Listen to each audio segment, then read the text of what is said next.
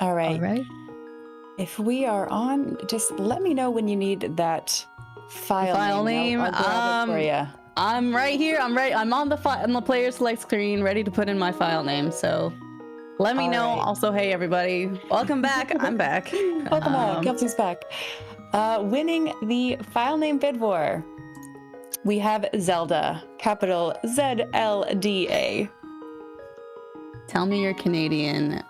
Oh, I know. Tell me you're Canadian. I hear it every time. I can't not. I can't Z with you. I can't Z. I'm sorry. No, it's okay. It's okay. It just made me laugh. Okay, cool. Let me close live split because I don't need that anymore. All right. If we're ready, I'm gonna go ahead and get started. I'm gonna count down 3, 2, 1, go. All right, everybody, welcome back to Unity Speedrun Marathon. This has been such an awesome event this weekend, raising money for the Palestine Children's Relief Fund. We're gonna be doing a Link to the Past 100%, no major glitches today. This is about a 2-hour run, so get comfy. We're gonna see some really silly RNG. And I'll get into it, but it's not for a little while. But yeah, so Leandra, have you played A Link to the Past? I always gotta ask. You know, I haven't. Oh, do you like Zelda? Guilty. Do you like Zelda? Like Zelda enough. I fear this game. Okay. Okay. I'm okay. Tell me more. From what I've seen, there are a lot of timed inputs, and I am very bad at those. Yeah, I can see that. So think of it as like compared to modern games. There's only four buttons on each side, right? You got your D-pad, which isn't really just directional, and then on the SNES button side, you just have a button you use to run, a button you use to slash your sword, one button for the map, which you don't really use that often, and then your item button. So that's it, really. You don't even use L and R. Okay. I mean, I like that. I like the sound of this. So am I selling you on playing this game? We're getting there. I think we're getting there. Okay, it's not that bad. It's like the end. I'll be in with you. Yeah. No, that's. Oh yeah. Why did I pick up the map? I'm so sorry. I was having a moment. I was watching Randomizer earlier, and I was like, yeah, let me just open some chests. Anyway, we got our first extra item. We didn't need to do pickup at all. So let me tell you about 100%. 100% is kind of defined differently in a lot of different games, especially Zelda. When you talk about like speedrunning, like reverse boss order, or you do 100%, or you do any percent, and there's all the caveats of like, okay, is this no major glitches? Is this restricted major glitches? Is this, you know, we have a bunch of different rule sets for how a category can be completed. So the way that this one works is that we're going to be getting all the hard pieces, and we're going to be getting the entire full menu, but not necessarily everything you can pick up in the menu. So there are a few items that are overwritten. Let's not die, that would be embarrassing. And one of them we actually just skipped, the blue boomerang. So the boomerang actually shows up in that previous key guard room, and we did not pick it up because for whatever reason, when we want to get the red boomerang later, if we had the blue boomerang, we would have to upgrade it at like a ferry, like at this waterfall ferry, this ferry that lives in Waterfall, right? But if we don't pick it up, it just shows up in the Dark World. So we just save ourselves some time. We just don't pick up that item, and then we'll get the upgraded version of it later. And we're gonna do that again with 2 other items. The first one is gonna be the blue mail. We are not gonna get the blue mail at all. We'll be going straight from green mail to red mail, which is in Ganon's Tower. And then we'll also be skipping the red shield. We're going to be going from the base shield here to mirror shield in Turtle Rock. We're just going to completely skip right over it because, like I said, it overwrites the items. So it's not considered necessary. There is, I think, maybe a kind of a meme category where you do pick up all the chests, all the items. You even do all of the upgrades for your ammunition and your bomb capacity, which takes a absolute huge ton amount of rupees. It's like insane amount of money. So you have to like farm the money in the run. Like it's kind of a meme, you know? So yeah, that's 100% for you if you're wondering. We don't have to get all the small keys. We don't have to get all the maps. I did get a map for you guys just for fun. Absolutely not on purpose. But yeah, we're gonna just be picking up items in heart pieces. Awesome. Thank you for the explanation. Yeah, sorry, I kind of like went into a huge tangent there about like why are we not blue boomerang? It's kind of a bummer too. The blue boomerang is like really useful in early game because it stuns enemies. Then you can just walk through the enemy. Like these snakes, for example, they kind of suck a lot. So I could have just boomeranged that snake and then walked through him instead of having to like waste time walking around him. So sometimes your early game is actually kind of slower in 100%. The first about 12 minutes or so, wait, hold on, let me do some math. The first about 11 minutes or so of any percent and 100% are the same. So yeah, 100% sometimes is slower for that reason, because we don't have all the tools necessary to make it fast. Do you run any of the other categories yourself? Yeah, I have run any percent. That was the first Link to the Past speedrun I picked up was any percent, which is usually the one that people mostly pick up. It's a nice quick speedrun. I don't want to say quick. It's a solid, like the good competitive time is like, you know, the 90, right? The minute 30, the hour 30. I got like to like a 132 and I was like, okay, I'm not having fun with this anymore. So I'm gonna be done. And I tried going back to it over the years, but I was like, eh. And then I learned a glitched category that is all bosses restricted major glitches.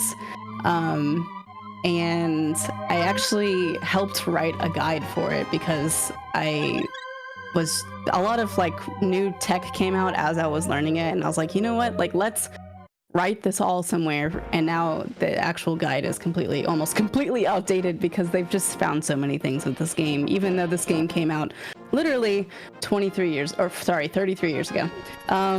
So yeah, it's kind of crazy that they're still finding stuff here.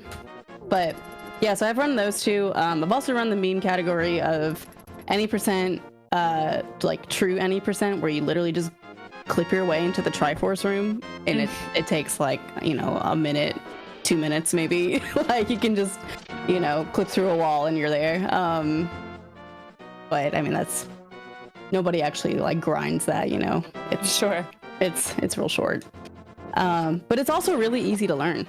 If you ever want to learn a very quick 2-minute speedrun that's very approachable, any percent EG, I think is what EG means, exploration glitch, is very, very easy to learn. So we're headed up to Eastern Palace right now, so we do have to do, you know, all the dungeons. We're not skipping anything. And it's going to be pretty straightforward. We're not going to be really doing any skips. We're just going to be taking like the least, you know, scenic path possible. The item that we get here is the bow. And the bow is real important, at least for the second dungeon, because it makes the boss fight a little faster. And obviously it's necessary for us to have for 100%. That is what we're doing here. But again, we're not having to pick up any of the like compasses or like small keys, extra small keys. So yeah. Is it okay if I read a dono? Please, yeah, Reese, yeah. We have $10 coming in from Terp, who says, "Can I pet that Eevee? can I pet that Eevee? And of course, put towards the incentive for Pokemon Let's Go Eevee, pet Eevee. Just a reminder, it is $10 per pet if you wish to donate towards that. Extremely important. Petting Eevee.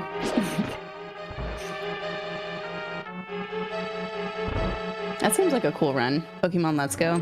I enjoyed that game a lot. It's a good game. I'm looking forward to watching it.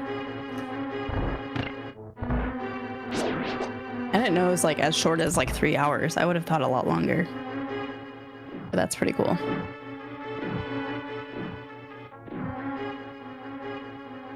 All right, we're gonna be doing a little deboost here where I took damage the same frame as picking up that pot. So it like made me throw the pot immediately. And then I also was able to just sit on that switch. Normally to do that room, you have to like clear out the Igors in there, the little enemies with the single eye, for the quad fairy, which was that thing that was sitting on top of the switch, to go away. But you can actually just kind of brute force your way on top of it. It's pretty great. Except sometimes you die, and that's not great. If it doesn't go well, it could be catastrophic, but yeah. All right. Another little speed tech things. Right now, since I don't have the Pegasus boots that allow me to go quickly, anytime I'm going up and left, I'm going to be tapping like up a little bit. It's called pumping. For whatever reason, Link moves faster going up and left. And if you do it well, you can actually get a little extra speed. He moves like 2 more frames or something, I think. It's been a long time since I remember all this lore. But yeah, he moves like 2 frames instead of like 1. Oh, I was standing in the wrong spot. So we're not getting the quick kill, but it's okay.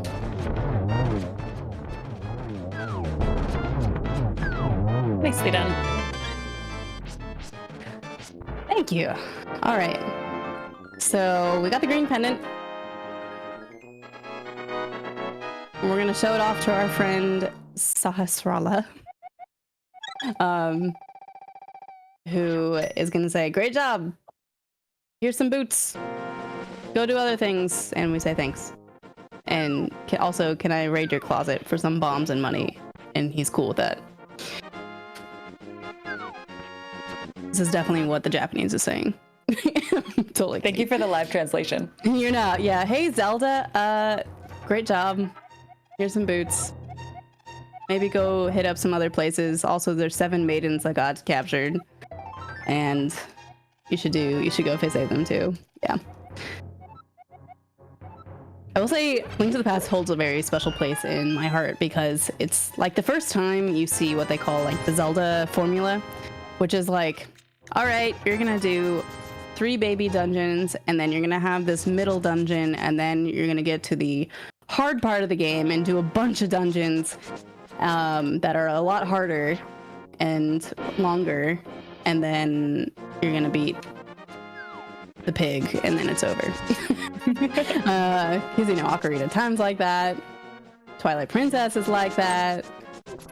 This is the first game to do it like that. All right, we are headed to the library. Get our education on. Turns out there's this whole thing getting into desert that we need the book for, the Book of Medora. We also do need the book for 400%, and we're going to be using the book a couple times.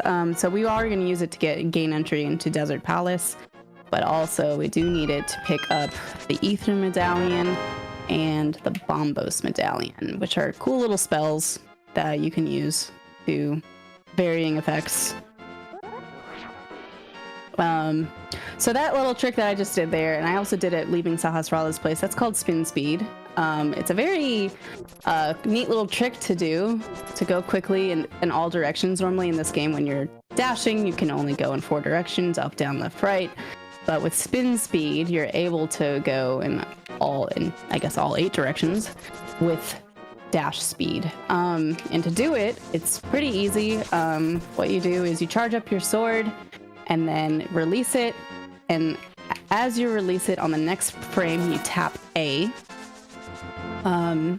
And if you do it correctly, it prevents Link from using his sword. And if you touch, this sounds ridiculous, but if you touch manual stairs and you leave them going in an up or down direction, then you get spin speed. So it's kind of like a very specific case when we get to use spin speed, but it is very fast. Makes things a lot, you know, a little speedier. We will also use spin speed later on for a boss fight, or at least the spin speed state. Try saying that 10 times fast. And what it does essentially when we use a spin speed state is it will extend the hitbox of the item we're holding, which will make the boss fight easier. And I'll show that off when we get there. It's for another few minutes. So yeah, here's Desert. Can be kind of doing a couple circles here, grabbing what we need. Basically, the big item here is the Titan's Mitt. Not the Titan's Mitts. The Power Glove, excuse me. Which turn into the Titan's Mitts later. Get the upgrade. Big key. In this game, it's called the big key, not the boss key, like in other Zeldas. The big key for the big chest. Big key can also be used for boss doors. Not all bosses have a boss door, though, interestingly enough.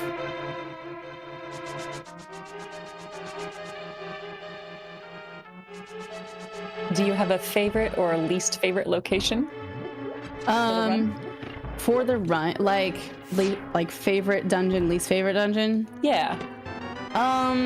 Yeah. I think my favorite dungeon is probably Palace of Darkness, and I just say that in general. Like, I think Palace of Darkness is just a really good Zelda dungeon. It has a little bit of everything, and it's also like a really good taste into the Dark World, which is the second part of the game. It's just a really good stepping stone into like, okay, the game is amping up in difficulty, so this is how it's gonna be. This is how it's gonna happen, right? My least favorite is probably, I really don't like Swamp Palace. Swamp Palace in this run is like extremely tedious and boring.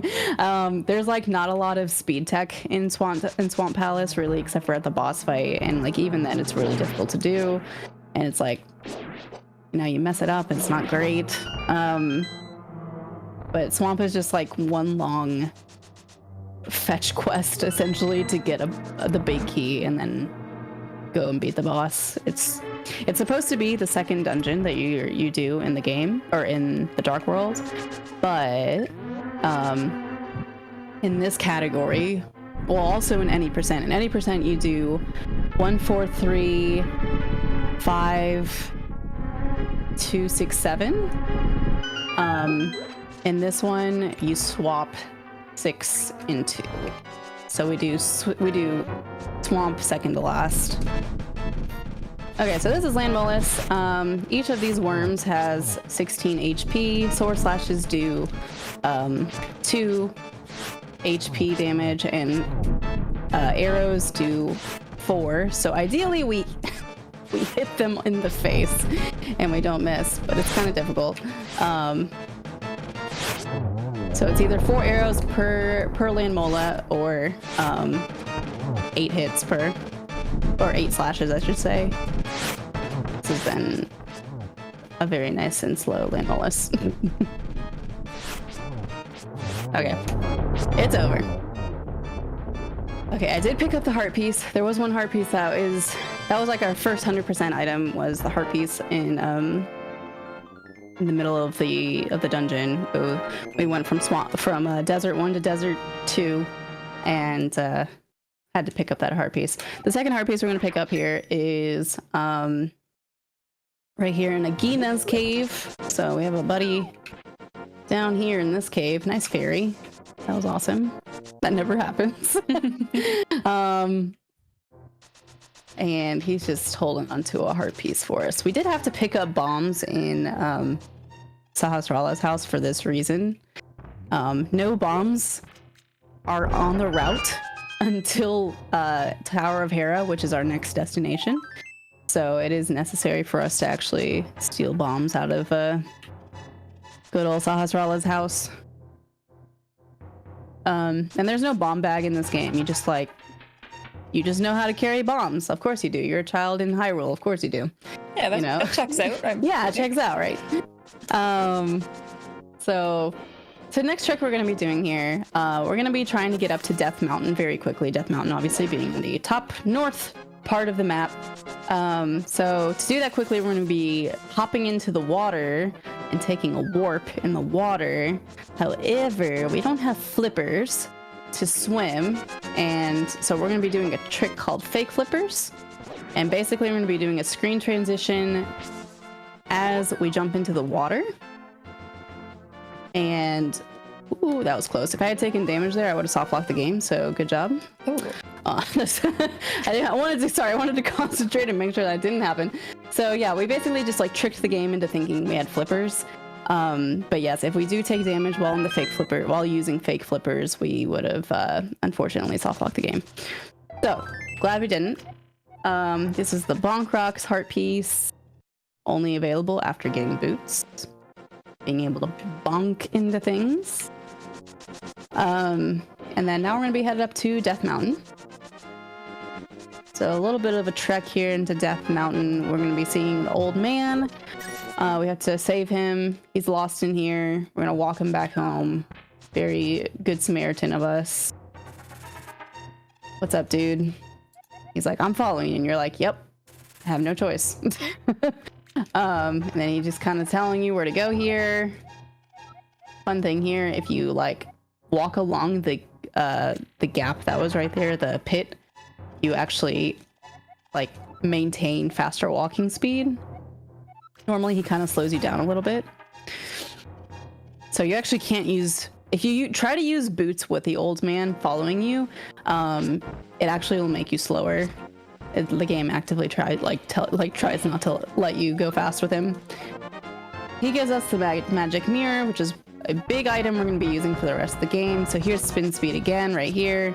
So I, again, spun my sword, tapped A, moved off, you know, in a cardinal direction north, and then was able to get quick speed.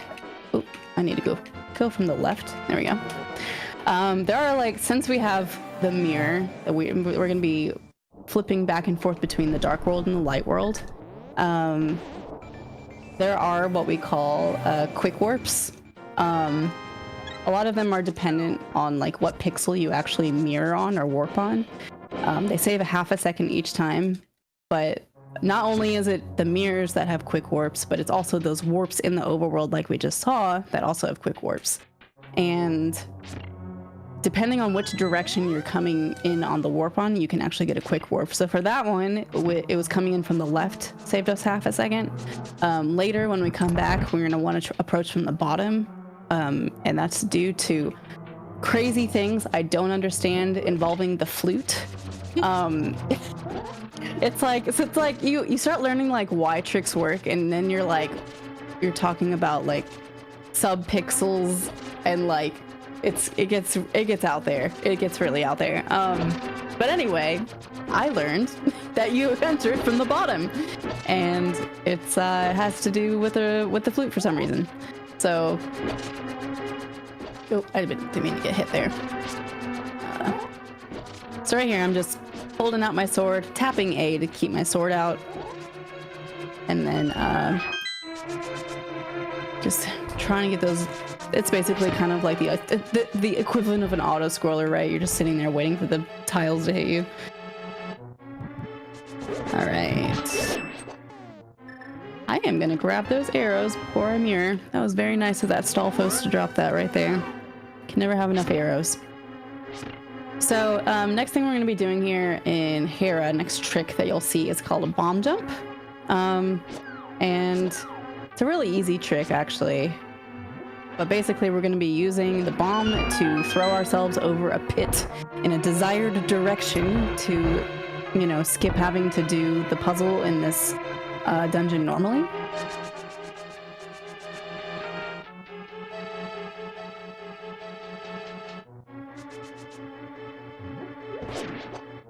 So we're going to set up right here.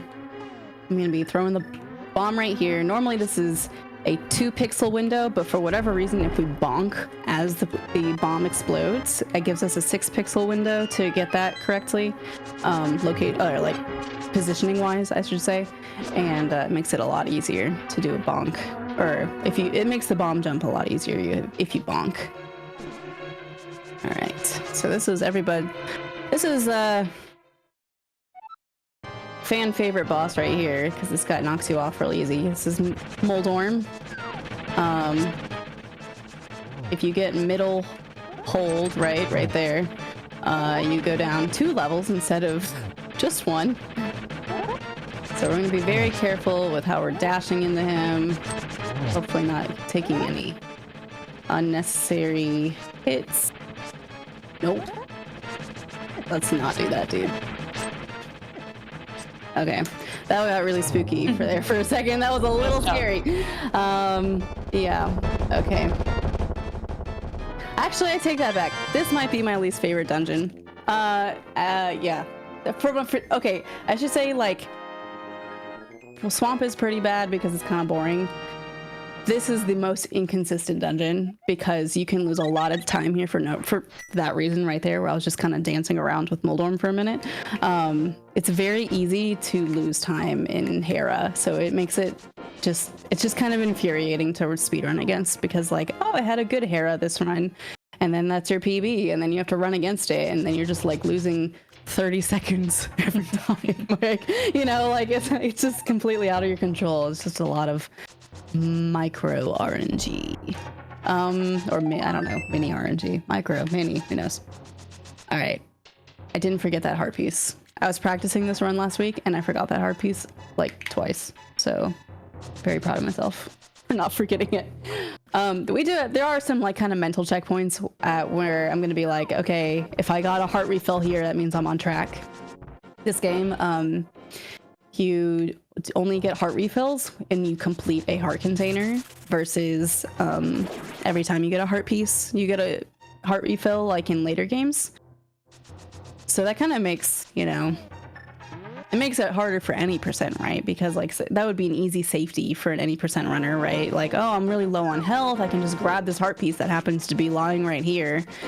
But that's not the case in Link to the Past.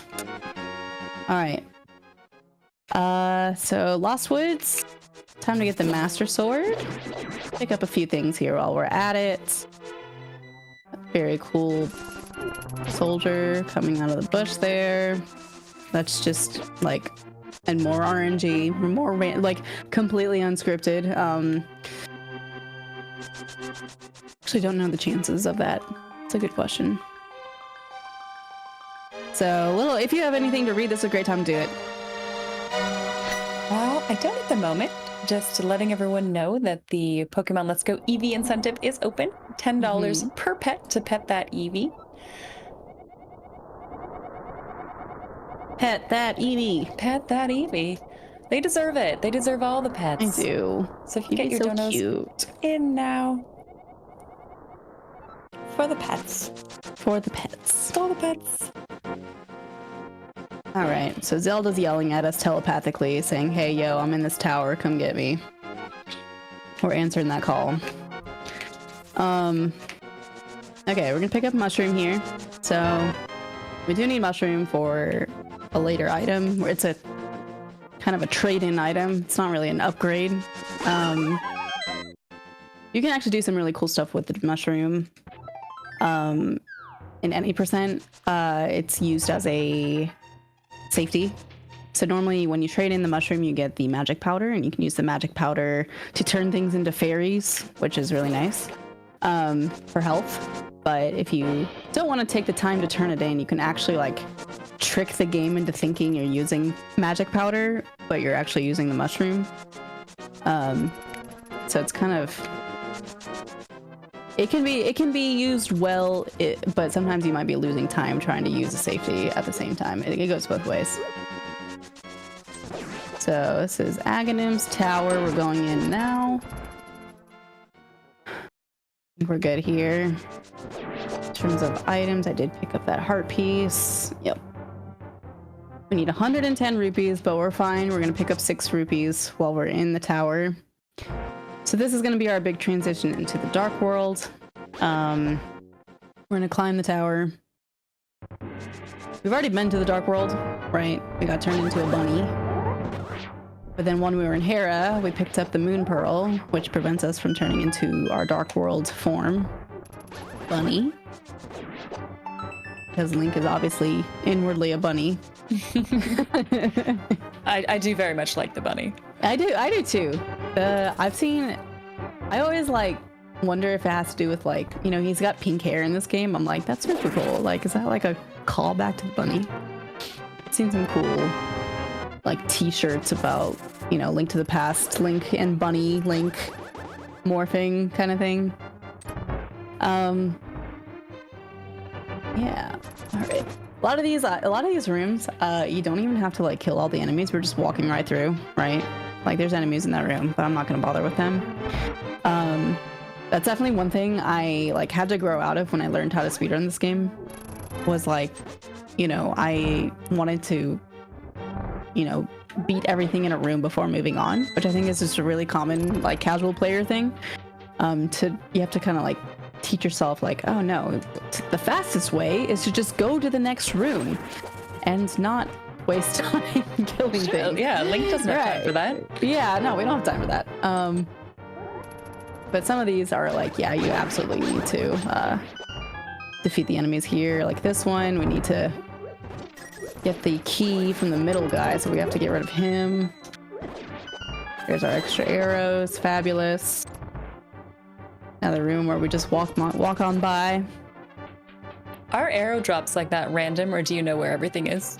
So there are things called prize packs in this game. So certain enemies drop certain things, and they will do in certain orders. So, for example, we are gonna see these things called mini Helmosaurs later, and actually in a few minutes. That their prize pack has like a heart and then a fairy, and actually in like faster speedruns of the game, you actually like try to maximize on when enemies are dropping those prize packs. But yeah, so like the guards will drop, I think like hearts and arrows every time, but whether an enemy drops something is a 50-50 chance. Mm-hmm. Okay, so this is Aghanim. So Aghanim's got some interesting odds. So to kill him, we have to deflect a ball into him like 6 times, but it's guaranteed deflectable the first time, and then the 3 times after that are 50-50. So I think we've already gotten 2 where we couldn't deflect it. We call those blue balls. That's bad RNG. The max you can get is 15 blue balls, which is terrible. That's 3, so I think we're guaranteed. Well, actually could be 4. We could get 4 right here. Yep, we got 4. So, but yeah, 3 is about the average, the statistical average. Yeah, items under pots are all the same. That's true. Oh wait, did we get 5? That should have been the end right there. Okay, that's fine.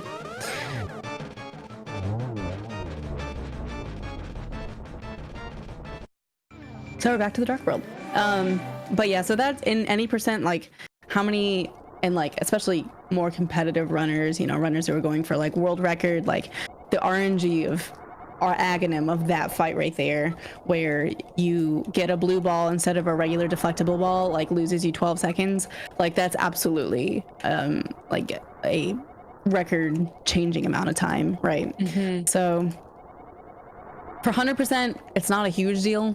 There's so much more video game in 100% that you have to do. I mean, to give you a reference, like the The world record in any percent is like in the 1 hour and 22 ballpark. For I believe for 100% it's like an hour 41. So I mean it is only 20 more minutes of content, but I mean there's a lot more RNG past Aghanim that make it much more of a difference on how those go versus that fight specifically. So we'll talk about that soon. We have to do some mini games, and the mini games are not very nice in this game, which is why not many people run this category. Oh, thank you for grabbing the ball. So we're gonna get into Palace of Darkness here. This is gonna be Kiki the monkey helping us in. Kiki does get scared if you do get hit by an enemy, so we have to make sure that we don't get hit while we're running over here. So this is Palace of Darkness. This is my favorite dungeon. I think I just like I don't know, I just like how quick this one feels. It just feels like it's very easy to maximize your, I don't know, how efficient you are at the game, I guess. Oh, except for when you miss the pot. That's good. So yeah, one cool trick we're going to be doing here is called the hammer jump, which is going to be a double pixel perfect bomb jump that allows us to basically clip over a rail to get the hammer early, which is the item in this dungeon.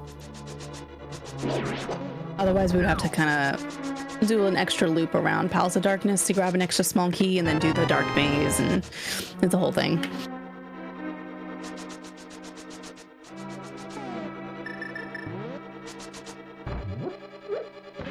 That was not intentional. That's okay.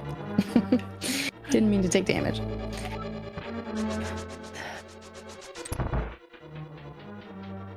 All right, so here's the big key. Hop on down. It's a lot of like collecting keys and then mirroring. So when you use the mirror in a dungeon in this game, so obviously we use it to flip back and forth between Dark World and Light World, or at least go from Dark World to Light World. But if you use it in a dungeon, it resets you back into the front of the dungeon, and it also resets all the enemies in the dungeon, which is fine. Usually not a big deal for when we do use it. So yeah, coming up here is the hammer jump. So we're gonna grab a pot here. That's the mini Helmasaur. He did drop a heart, which means next time we kill a mini Helmasaur, he might drop a fairy, which obviously doesn't really matter for this run too much. I am not getting the pixel. There it goes. Nice. Thanks.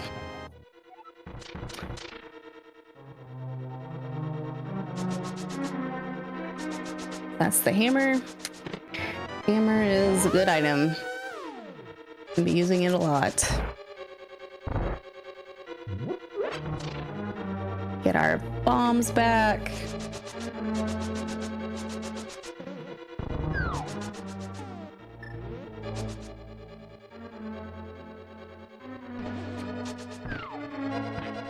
Okay. I'm gonna grab a heart here. So now that we have the Master Sword, we get sword beams when we have full health,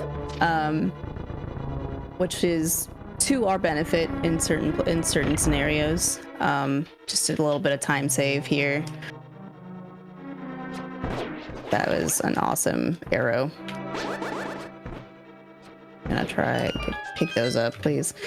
Like for example, we're gonna just beam that instead of run over to it.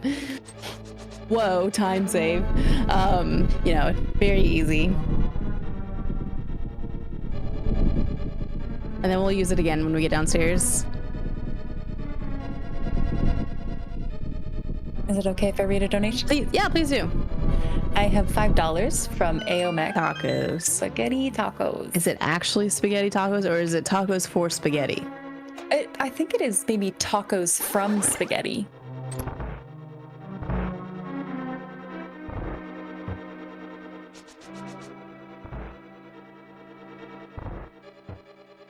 Oh, that's even better. Oh, no. I didn't want you to flip back on me. That was not nice. That turtle room can be very tricky.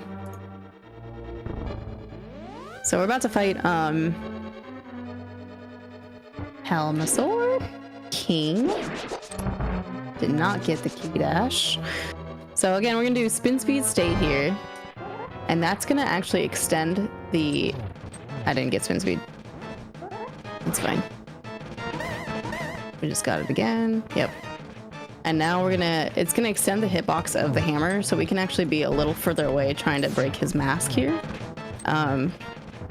Oftentimes people, when they fight this enemy for this boss for the first time, they think you have to use bombs to break his mask, which is absolutely a method you can do. But for speedrunning, 17 hits with the hammer is actually faster and a little more, you know, it doesn't require you to have bombs, you know. We can save the bombs for later. So the next part is everybody's favorite part. Well, first we got a crystal cutscene. So do you have anything to read before? Not at the moment, no. Okay. No. Well, anyway, thanks all. I will just want to take a moment to say thank you so much for Unity Speedrun, or yes, the Unity Speedrun Marathon, for having me. It's been a lot of fun. Haven't been able to do. I haven't not done 100% on a marathon in a while, so this has been a treat. So after each boss in the Dark World, we're gonna have a little crystal cutscene here. All the girls are different. The last girl we save is actually Zelda, but the Palace of Darkness girl, she likes to talk for a while, and each of them talk for a little different time. I think that one's like the second longest at like 47 seconds. And you're just sitting there mashing buttons. But anyway, so the next part that's coming up is the humongous RNG section part of A Link to Past 100%. The reason why nobody really runs this category. Some people do, but not for very long because it is a slog. So there's going to be a mini game here called the Dig Game, and basically we pay money to dig holes in the ground and hopefully find a heart piece. Except the way that the game runs is absolutely not in your favor. So first we're going to pick up some money because it's expensive. It's 80 rupees a pop to play this game. Very cool. But the way it works is he gives you a shovel, or the person who's running the game gives you a shovel, and you have to dig at least 25 times to get a chance to find the heart piece. Now there's a timer going at the same time, so you have to dig as quickly as you can to get to that chance of getting the heart piece. Now, actually getting the heart piece is a 1 in 32 chance. So this is a huge time loss section if you don't get the first or second dig game heart piece, right? So we get approximately 9 chances to hit that 1 in 32. Or 9 digs in the ground, I should say, to get that 1 in 32 before we have to start all over again. And you'll see it coming soon. We do have some hype in chat for the dig game. Let's go. How many digs, chat? How many digs are we getting to do today? If we get 0, I'm gonna pop off. I also have a dig-related donation. Let's go. I can read that. Please do. $25 from Mikachu. They say, this is hopefully not $1 per dig game. Good luck on the run. Thank you, Mikachu. Yeah, this is the reason why I gave like a 2-hour estimate for this speedrun, because depending on how this goes, we could get a 155, we could get 2 hours, a full 2-hour run. I mean, my worst record ever was 19 dig games, followed by the next mini game that also has a lot of RNG, where I got 38 chest games. And when I finally split after all that, I was 20 minutes behind my splits. Oh no! It was a whole bundle of fun. All right, here we go. Dig game number 1. Let's go. So we also need to recover money while we're doing this. Like I said, the game's expensive. So if we don't recover money, we're not going to be able to play the game, and we will also need to be trying to find money in the game later on to afford other things like the flippers and the pink bomb and, you know, another sword and like, so this is dig game number 1. They are giving me money back, which is very nice, but it is not dig game number 1.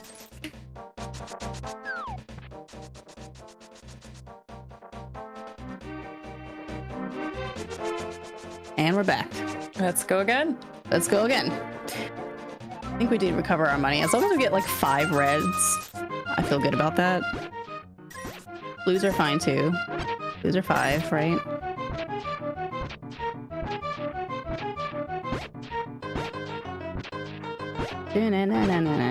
Ooh. Dink.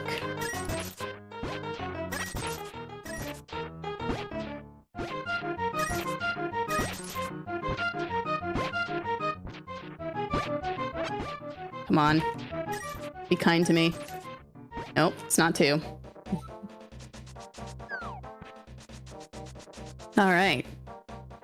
Feeling good. Feeling good and feeling hopeful that it's going to be less than 5.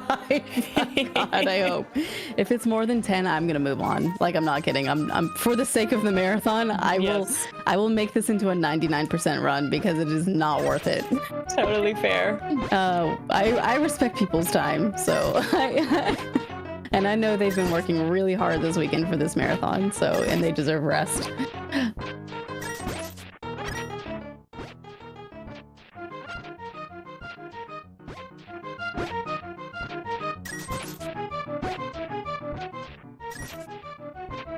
Oh, it's 3. Thank goodness. Yay. Yay. And we got money back. All right. Nice. Okay, so got a few more chores to do before we get to the next dungeon. Like I said, one of those again is another RNG minigame. It's not nearly as bad as that one. That one is terrible. Like, oh, nice mirror bonk. That was my bad. I mirrored in a bad spot. Okay. It's not nearly as bad, so we'll be okay. But yeah, we do need to pick up a few extra goodies before we even get to that mini game. Another heart piece.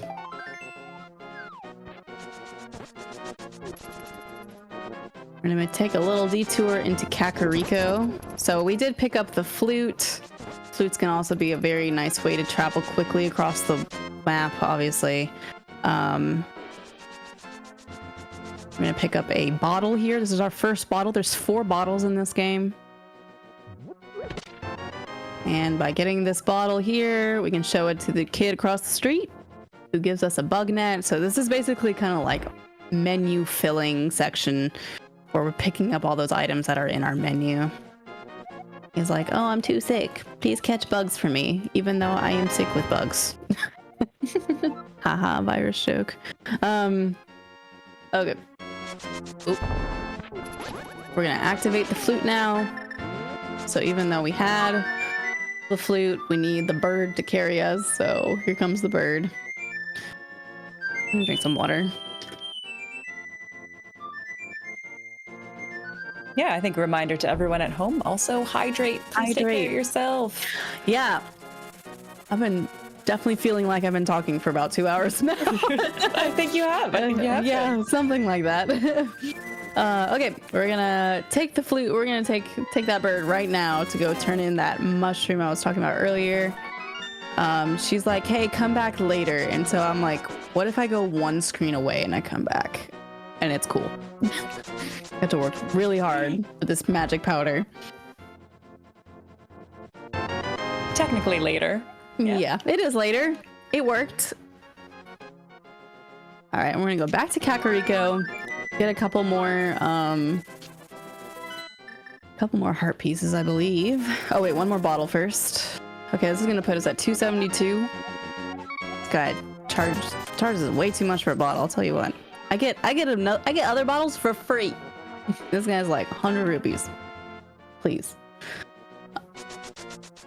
But as long as we're around like the 290, 310 area, I'll probably pick up like an extra red rupee. Or at least the rupees in this room, they're Should be a nice little group of 30. Yeah, okay. And then we're gonna hop into the well, and then we'll go to the Dark World. So the next mini game coming up, it's called the Treasure Chest game. And it's a funny thing, so we actually are playing in Japanese 1.0, which allows for certain glitches like spin speed, which we've seen a few times, allows for item dashing, which we'll see later. And it also allows for the chess game to be broken in a way that actually favors us, even though it is RNG. So normally in the chess game, you go in, you pay money, and you get to open 2 chests out of a bunch. I don't know why I picked that up. Good luck, I guess. You get to open 2 chests out of the whole group of chests, right? And you're trying to find the heart piece. So normally, each chest has the odds of a 1 in 8 of the heart piece. But in this version of the game, you can only win on the second chest. So that means the odds of the first chest are completely null. So it is just only a 1 in 8 instead of 2 1 in 8 chances. So it actually is kind of nice, but it's still a 1 in 8 chance. So, you know, sometimes you get 38 chests. I believe, I actually don't remember what the worst possible, worst recorded RNG for chess game is, but I want to say it's like in the 60s or 70s, where somebody played the chess game 60 or 70 times until they got the heart piece. Very cool. Very cool of the game. All right, here we go. This is chest number 1. Okay, it's not 1. It's also quick. I mean, like, it's like, you know, boom, boom, leave, come back in, boom, boom, leave, you know. It's at least not like you're sitting there digging 25 times and then hoping and praying and then not getting in, then having to leave the whole screen way off to the side. That was not nice. I didn't get any money back. Some of these chests have like 100 rupees or 50 rupees, so we kind of want that. Here we go. Oh, there we go. See? That's the money. All right. Heart piece. Maybe this 4th chess game will have a heart piece. Single arrow, 50 rupees. Okay.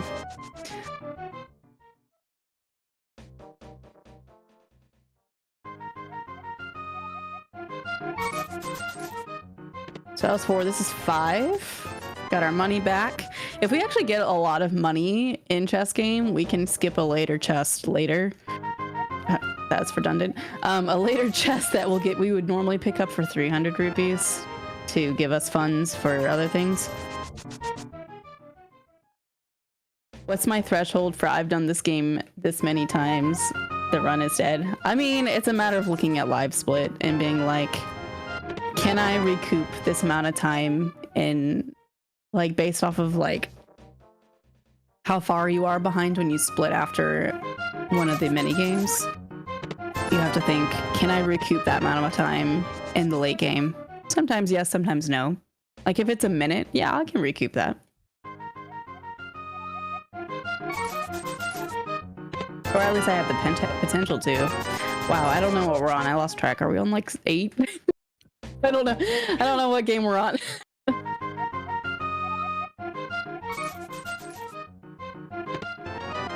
There it is. Okay. Hey. Woo. All right. I'm gonna pop over to. Okay. Thanks, man. Stealing all my things. So this is where the red boomerang is. So at the very beginning of the run, I skipped the blue boomerang because I said if I picked it up, the red boomerang wouldn't show up in the Dark World. Well, here it is. It's just randomly in this chest. If we had picked up the blue boomerang, we would have had to pay to upgrade it. So just a funny little thing the game does in terms of like placing things into chests based on you know, what the player has already done. Another similar case of that is at the very beginning of the game when you're escaping the castle, right? You're running through the castle, you go to get Zelda, and you go through the sewers, etc.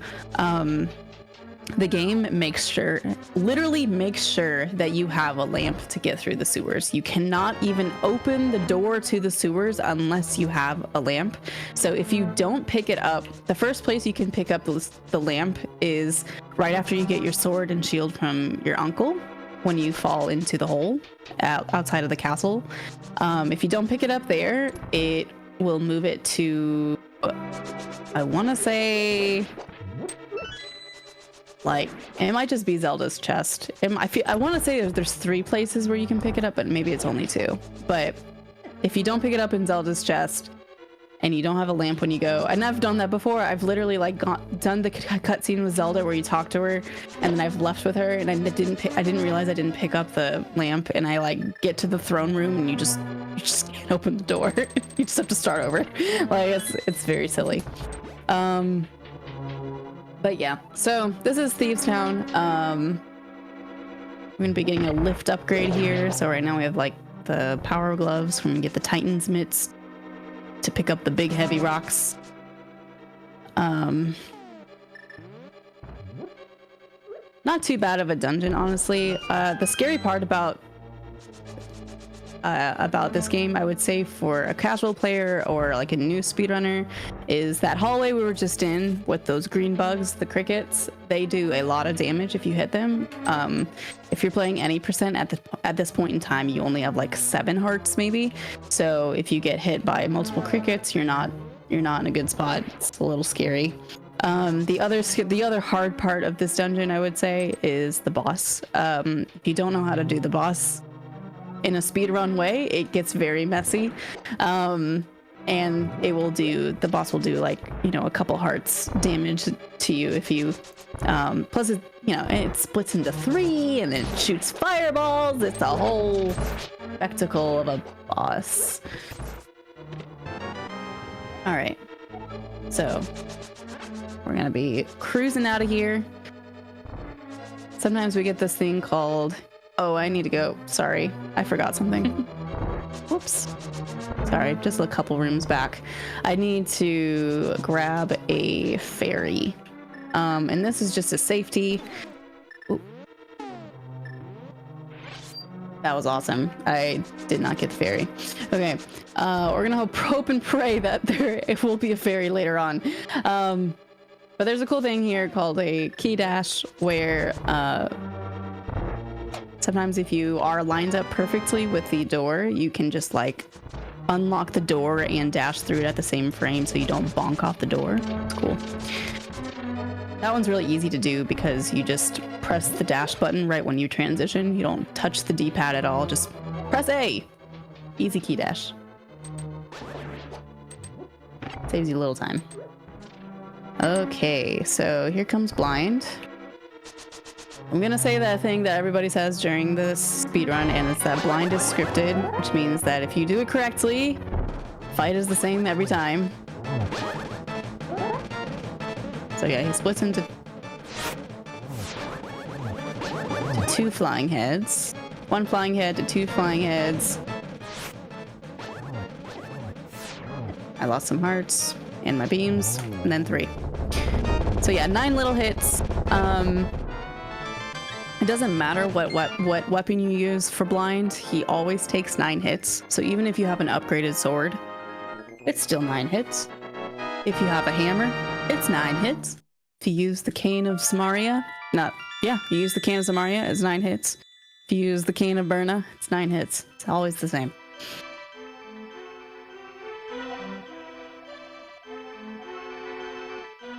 How long have you been running this game, Kelpsey? I started running this in 2018. I want to say early 2018. Might have been late 2017. Yeah, I started streaming as a hobby in 2017. I used to do randomizers of this game. And then I wanted to get better at randomizers, and so I started learning speedrunning tech. And then I was like, actually, I like doing speedruns more than randomizers. I mean, I still would do a lot of randomizers because it's good content. Or, you know, it was. I don't know if I enjoy it as much anymore. But I'm very much like, I like growth mindset. Like, I like, you know, being able to be like, I can't do that yet, but I will. You know, like the improvement part of speedrunning really appeals to me. So yeah, I started speedrunning and just doing that more. So this is a cool little thing called item dashing. This is a 1.0 exclusive again. We are literally just hitting dash and item, so A and Y at the same time. And we're doing that so we get the cool little cave for this heart piece. Who's the little dude you picked up there? Oh yeah, that is a frog who is actually a blacksmith. Oh, so this is just a side quest. You're supposed to find this guy at some point, and he's like, "Yo, my twin's gone." And you're like, "Oh, I'm sorry about that. I'll go find him." And you find him in the dark world. He's like not even in his own dimension, right? So you save him, and they're happy, and then you leave and come back. You have to leave and come back, so they give you this dialogue, and they're like, "Hey, we will upgrade your sword for super cheap, $10 cheap." And so then they're like, "Okay, cool. You don't have a sword anymore, but come back in a minute." So we leave, so they can do it. Normally, you would just do a screen transition, and they are done with it. Like kind of like when we did with the powder. Just one screen transition is enough. But since we have to do the side stuff here, we're picking up this chest. We're also going to be upgrading our magic bar right now. We just, you know, do all this stuff in between picking up the new sword. But yeah, so they're going to upgrade our sword to the level 3 sword. There's 4 swords in this game. There's the fighter sword, which is what we started with. There's the master sword, which we picked up in the woods. There's the tempered sword, which is what the dwarves are making right now. And then there's the gold sword, which is what the pyramid fairy will upgrade for us. So yeah, we're going to leave our little chest there, our little friend chest there, and then get our new sword, and then we're gonna go bring the chest to somebody who can unlock it.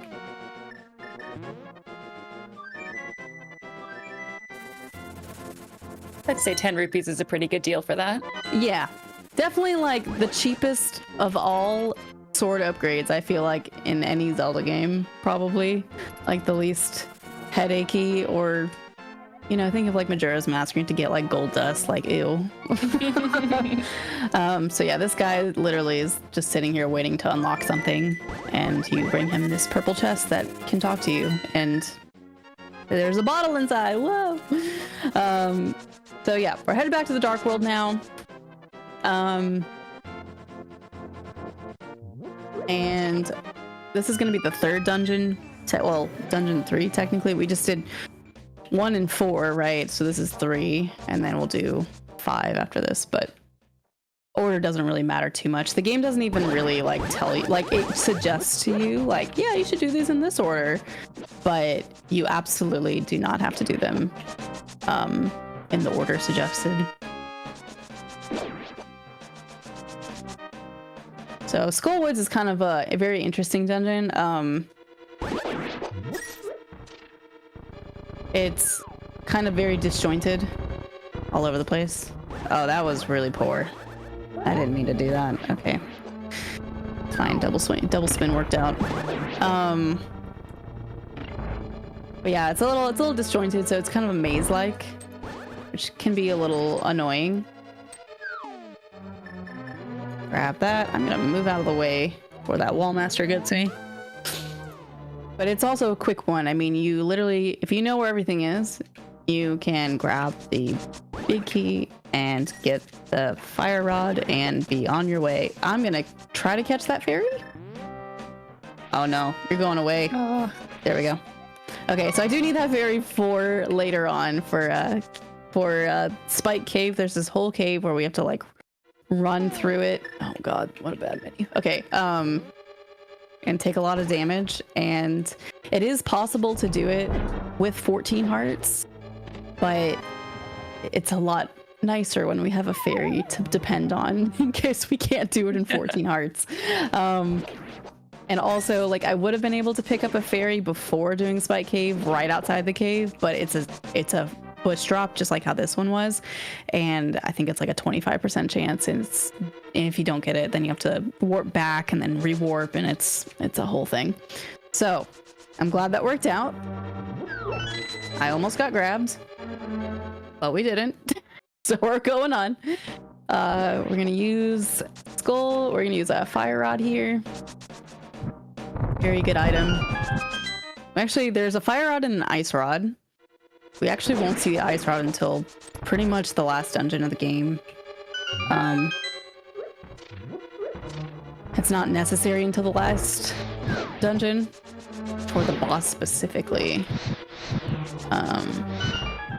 Everything else you can do with other things. It's kind of like the ice arrows in OOT.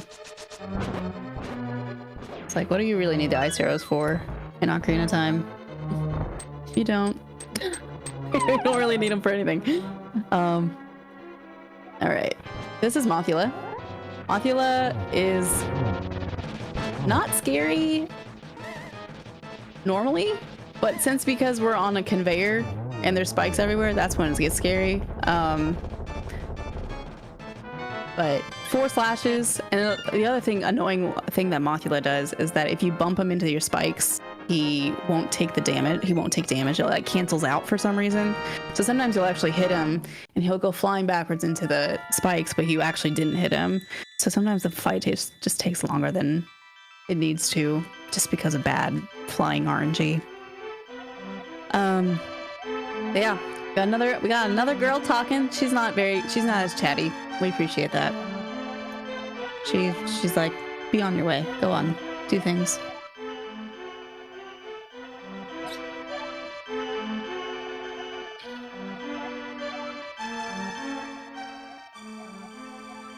All right. Yes, I would like to save the game.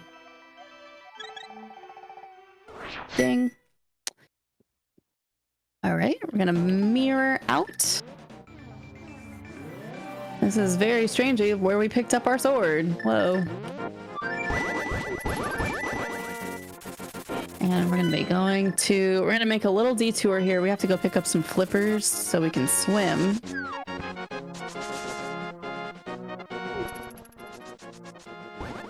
And another heart piece, I believe. Yes. But yeah, we're definitely getting up there in heart pieces. Actually, at this point, 13 hearts is pretty much where if you were to play any percent, this is how much health you would have in beating the game right here. And to put it into perspective, when you fight Ganon and you don't have any mail upgrades, so like you wouldn't any percent, like a mail upgrade would be considered a safety. Nice. Ganon will do 8 hearts of damage if you like run into him. Oof. So, like you run into Ganon one time in any percent when you don't have any safeties and you're like sweating a little bit, like maybe you're not dead, but like you could die. I need mirror. So we just threw that plant into this pond, I guess. We call him the catfish, and he gives us our first medallion. This is Quake Medallion. Quake Medallion is necessary for entry into Turtle Rock later, which is the last dungeon. And this is Zora's River. We've got very friendly river Zoras shooting fireballs at us.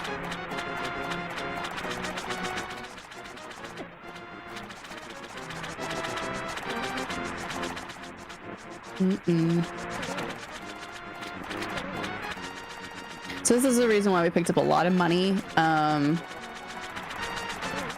King Zora likes to charge a very cool fee of 500 rupees just for some flippers, the ability to swim. And we do need it. Swamp Palace is literally impossible without flippers.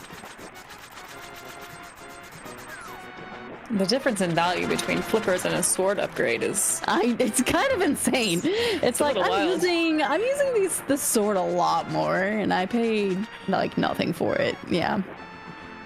So yep. Okay, we got that heart piece. Yep. And then we're gonna take a little quick shortcut to Ice Palace. Another way to get out to Ice Palace is so we want to go down to like Lake Hylia, which is bottom right of the map. Bro, that was not cool, Mr. Crab. I'm gonna get a heart back because that was not cool. Link, swim better, please. Okay. One way you can get over here is just to flute to the 8 spot and then just hop in the water. But it is actually a little faster if you swim correctly to go through the warp.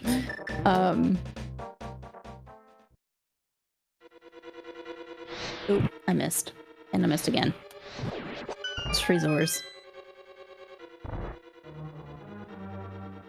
Alright. So, Ice Palace, we get to skip a good bit of Ice Palace. This is also the location of another item. One of the 3 items we don't pick up in 100%. The dungeon item in Ice Palace is the blue mail, which is like a, upgrade to your defense. We actually completely bypass it because we are going to overwrite it later with the red mail that we get in Ganon's castle. So it's just faster, not even to bother with it at all. But yeah, this is actually a pretty quick dungeon, given that you do all the bomb jumps correctly, right? Fun room here.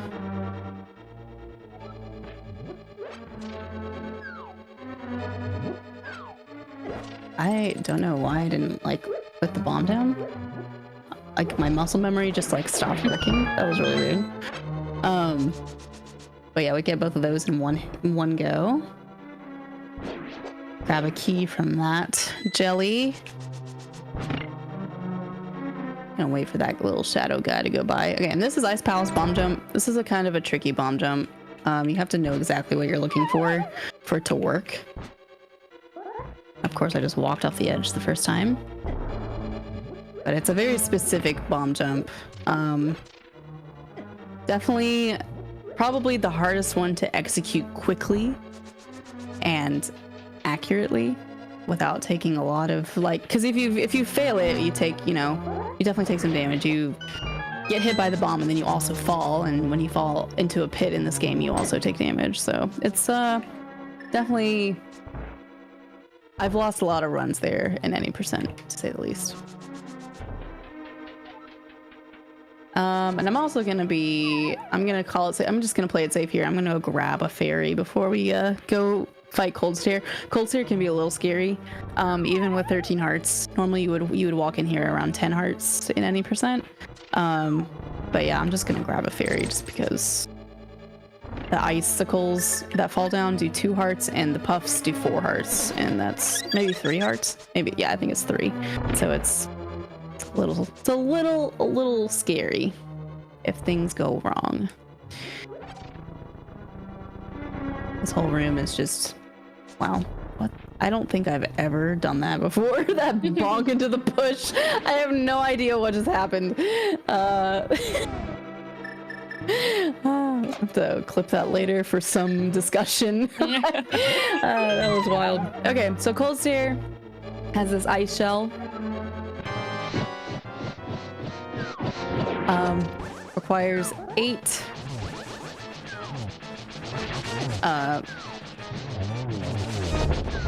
fire rod shots, and then normally you would do a spin into a poke dash double spin to kill him quickly in the top right corner, but I messed up the poke dash, so we used the fire rod to finish him off. Fire rod does gold sword damage, which is the most damage you can do with, I guess, an item and not a silver arrow. Arrows don't work on him, so. All right. Another little cutscene.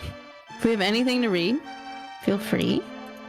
I just want to remind everyone that this is the 2024 Unity Speedrun Marathon. If you just got here, today we are raising money in support of the PCRF, the Palestine Children's Relief Fund. If you want to go !donate in the chat, that'll get you a link to the Tiltify page where you can make a direct donation. It is a wonderful humanitarian organization in Palestine, delivering life-saving medical relief and humanitarian aid where it's needed most. Yeah, great cause.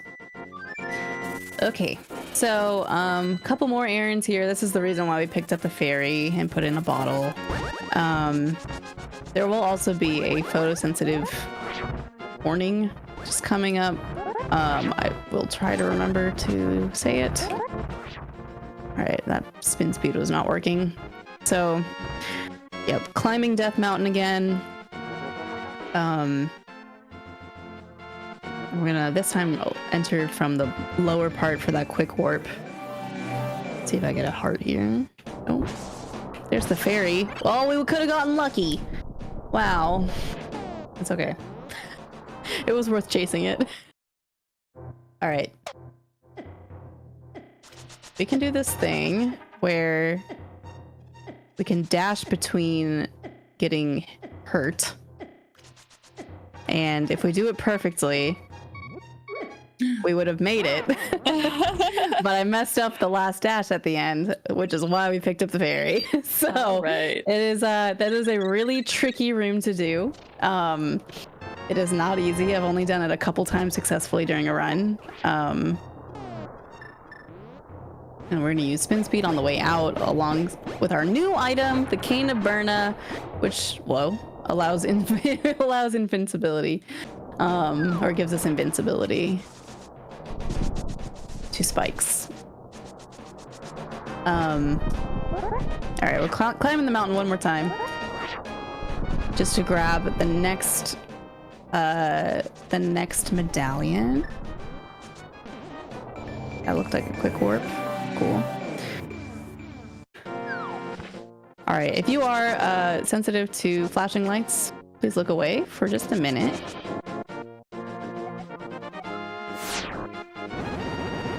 Okay, and you're good. It's all good. It's very quick, but it is flashy.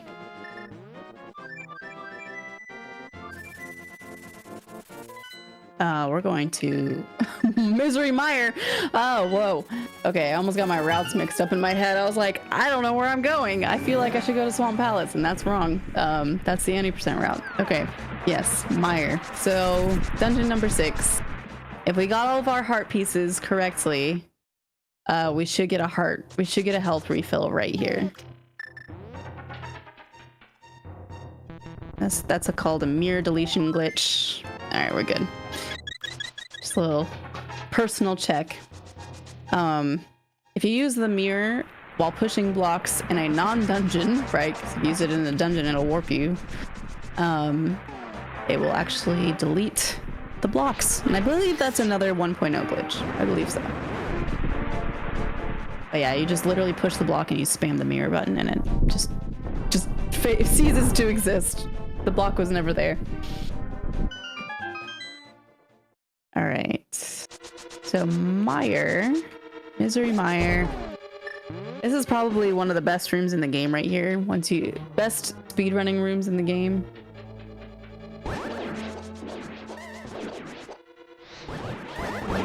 It's extremely satisfying to learn.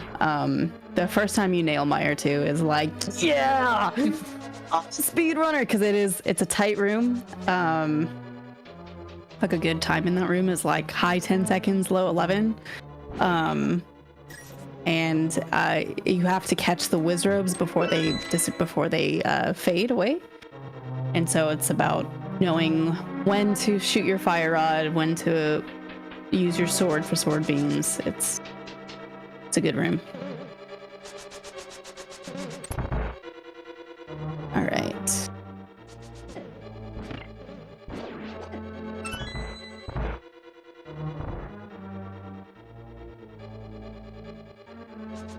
We're gonna be doing an interesting glitch in this And this, hi Juno. Oh my goodness. My doggy came to visit. Thanks, Juno. We're gonna be doing an interesting glitch here in this dungeon called Spooky. Spooky action glitch. And it's basically, I can't even begin to explain how this works. But basically we're gonna be hitting switches from a room away. And it's all based on the height of the fire rod, based on how it was, like the value is set when I used the flute before coming in here. I can't even begin to explain how spooky action works, but yeah, I think she probably went to go downstairs. She's been sleeping all day. Lazy dog. Sounds like the good life. The good life, oh yeah.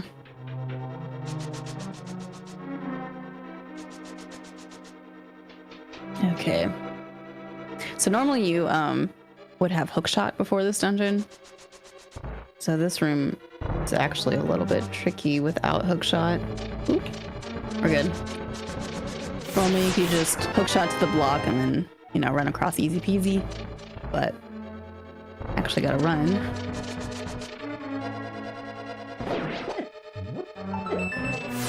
Grab this small key. Now we're gonna head to the basement.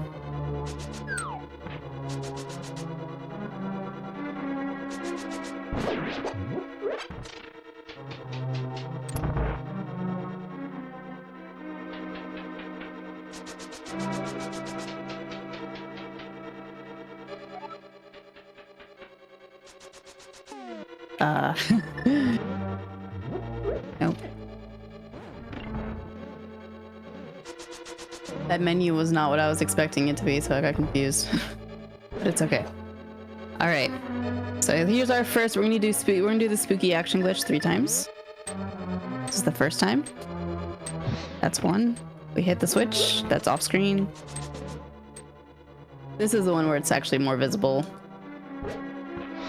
That's 2. Switch is in the room above us. And then number 3, you'll see it happen. Right there on the top of the screen. Yeah. And we're bunny link. I'm gonna powder.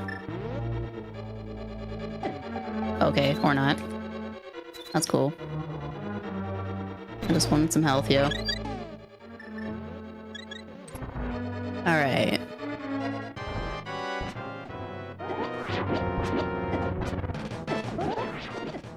And now I'm glad I got powder because I would have taken a lot more damage.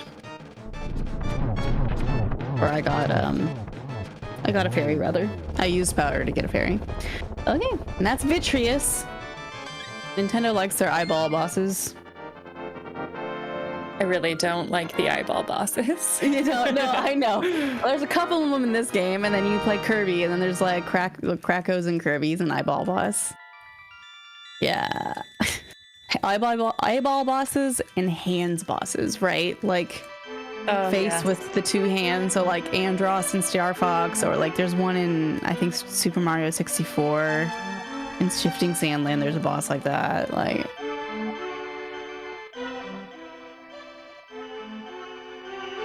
the originality is it's crazy. Link just has a remote clicker for the switches.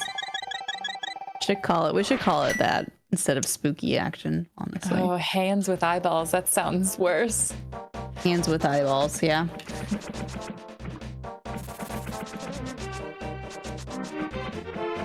Okay, so more mirror deletion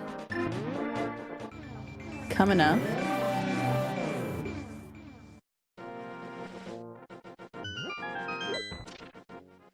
Wow.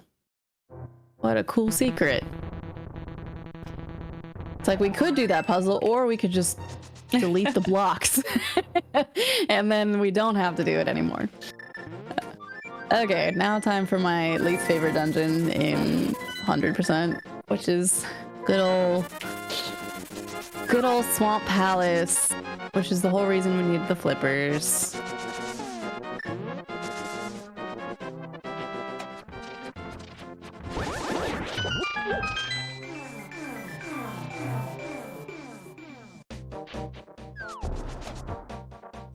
Got a little audio glitch there. That was good.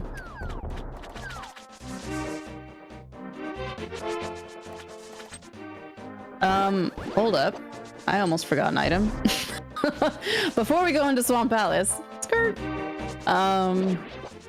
It's okay. I'm supposed to pick it up now. I just remembered that I needed to do it right now instead of afterwards, after Swamp Palace. This is Bombos. No flashing lights here, so don't worry. If you are photosensitive, it's just fire. That bird gonna get cooked. Yep.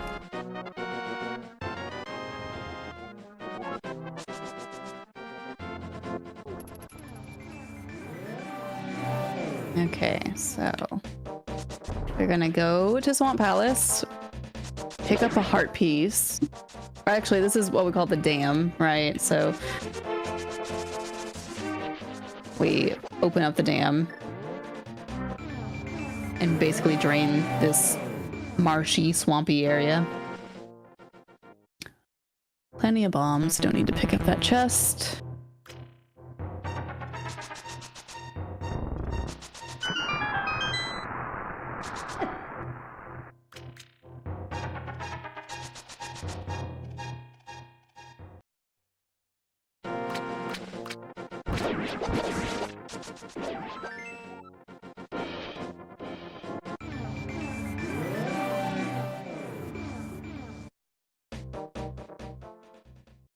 And now there's water in the dungeon. Crazy. What a puzzle.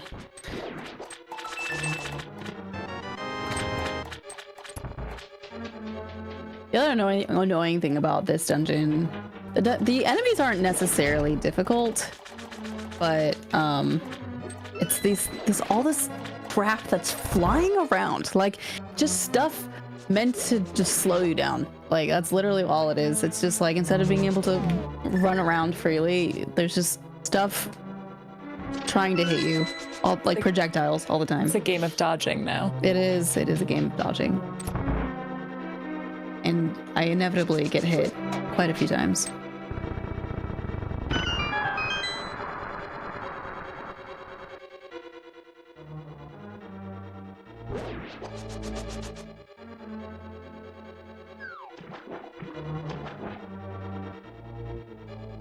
There's a really cool glitch you can do in this that I believe is actually allowed in competitive randomizer, but not in this category of speedrunning. It's called Diver Down. And it basically cuts down on having to like use, where am I going?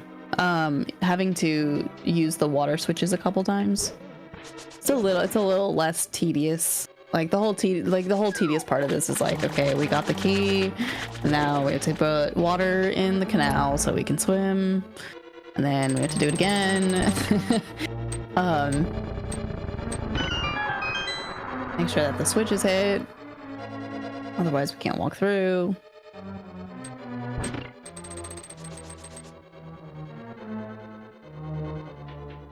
But so, are you more convinced to play this game? Well, I mean, now I feel like I know all the secrets, and I could, you know. Do you feel ruined on it? No. Okay. You know, sometimes I watch a speedrun of a game and I'm like, I wish I hadn't watched it because now I know too much, you know? I do tend to watch the speedruns of the games after I finish them. That's something I really like to do. Yeah. I feel like there is enough to this game, and you have done enough things that I won't remember this. That's fair. That's totally fair. I also recommend, if you have like the Nintendo Switch Online at all, like I definitely recommend playing it on there, because they do have like the rewind feature as well as the save state feature. Because, you know, like if you die in like a dungeon in this game, it puts you at the very start of the dungeon, and like that can always be very frustrating. Yes. A bit demoralizing, maybe. It is demoralizing, yeah, if you just keep dying to the same boss and having to like keep, you know, starting all over again. But, you know, it depends on, you know, I guess the player.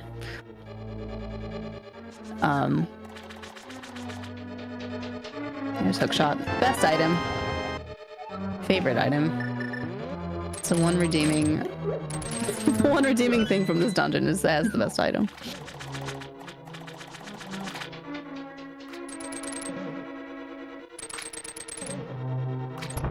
Yeah, Helma. Yeah, the Helmasaur Walk of Shame is especially rough.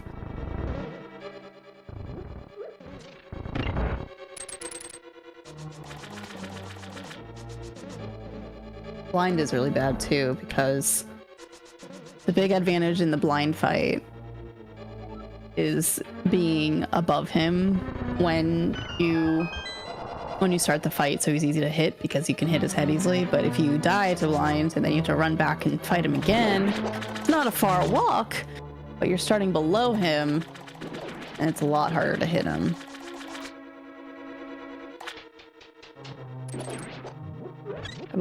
Grab all the health. Dying on cold stare after you use your whole magic bar. Oh yeah, that's definitely the worst one. Oh yeah. And any percent when you fight cold stare, the ice boss, right? You don't have the upgraded magic bar, so you can only do 8 shots of fire rod, which is exactly what is necessary to break his shell. So if you die to cold stare, you don't have any magic. You have to go find magic before you go back into the dungeon to fight the boss again, and you have to do the whole dungeon again, essentially. Like, there's no shortcut back to the boss. You have to do the bomb jump again. You have to do everything all over again. This is Argus. More eyeballs, more puffs. Not a hard boss, but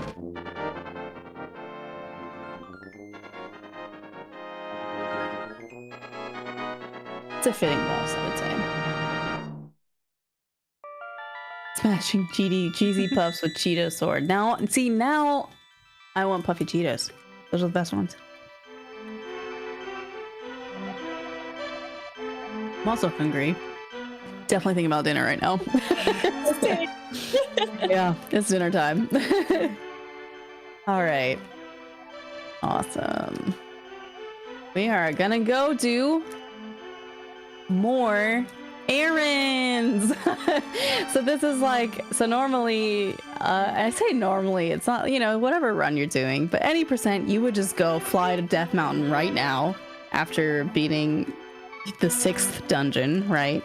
And you would just go straight to you would get your ice rod, and you would just go into the last dungeon and then go straight to Ganon's Tower. This one, for this game, for this category, this is approximately, I think, is it 7 minutes? I would have to look at my splits. This section of errands is almost as long as a dungeon, if not longer. It's just a lot of like picking up stuff. So like, here's a heart piece. I think we pick up, it might be 4 heart pieces here. Yeah. Just a lot of fun things, and it's all in like the same area, which is nice. So it's easy to route, but it is all at this moment in the game, in the run.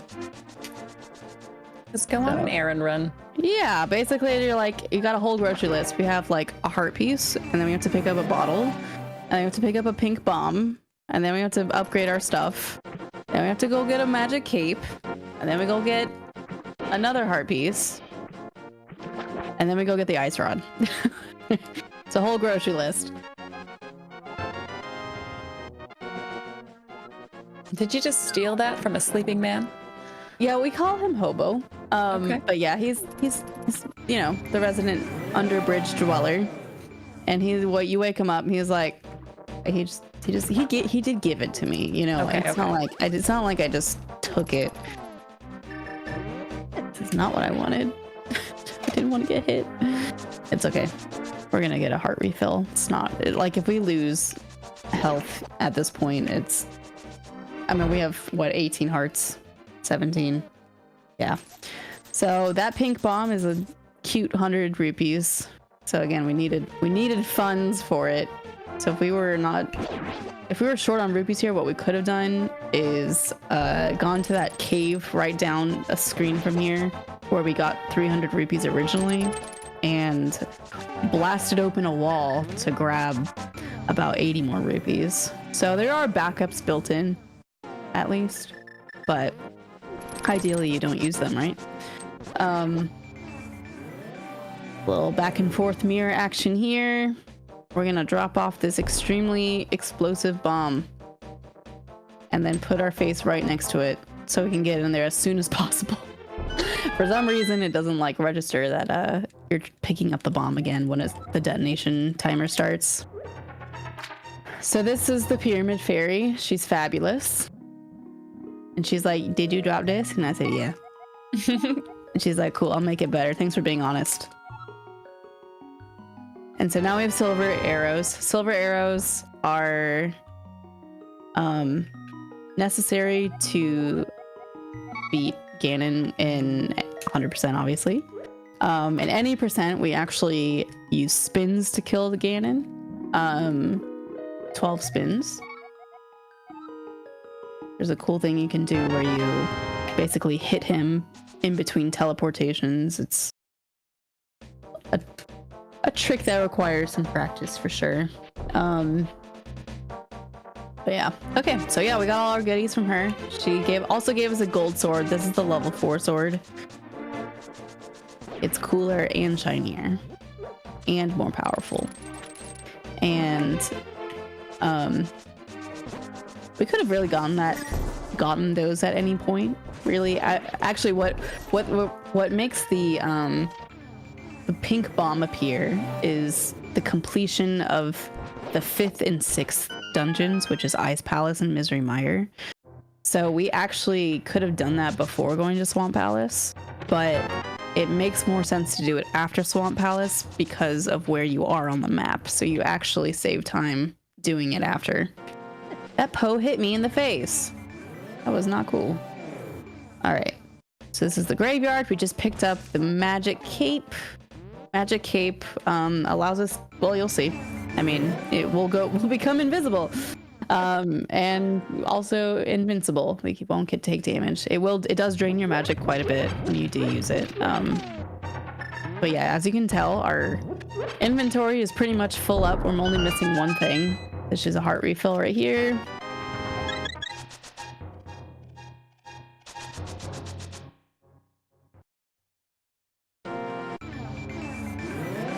And we'll be picking up 2 more heart pieces before we head to Turtle Rock. I don't know why I dashed down this way, but it's okay. Taking the scenic way.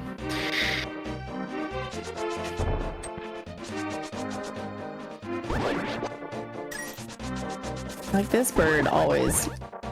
Wow. Incredible.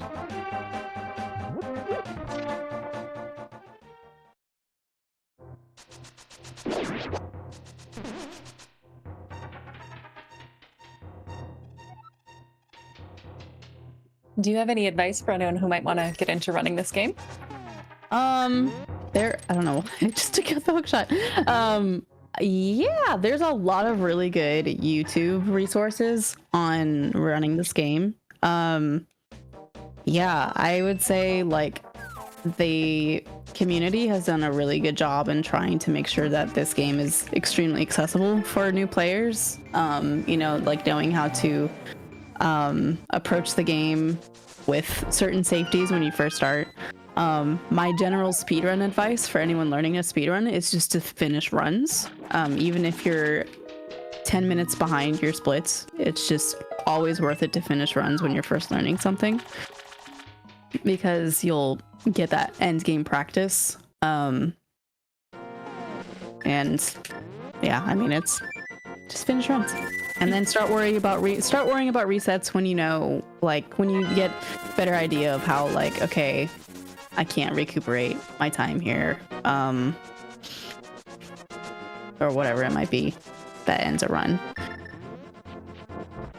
Zan says, tip number 1, don't start with 100%. Tip number 1, don't do hundo. That's true. You know, it's crazy. One of the guild leaders former guild leaders, Coco Confession. She runs this game as well. She runs 100%, which is actually how I know her before she became a guild leader.